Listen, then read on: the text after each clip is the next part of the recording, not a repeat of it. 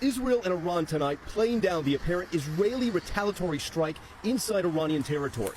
Video showing only glimpses this morning of anti-aircraft systems firing around the city of Isfahan.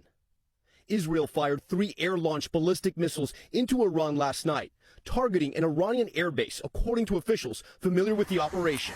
Iran did not strike back as threatened. Instead, local media controlled by the state downplayed the attack and showed life in Isfahan as normal, the nuclear facility nearby unaffected. Tonight, Iran telling NBC News they will not escalate their conflict with Israel, describing last night's attack as child's play. Is Iran done for right now sending any more missiles or attacking Israel?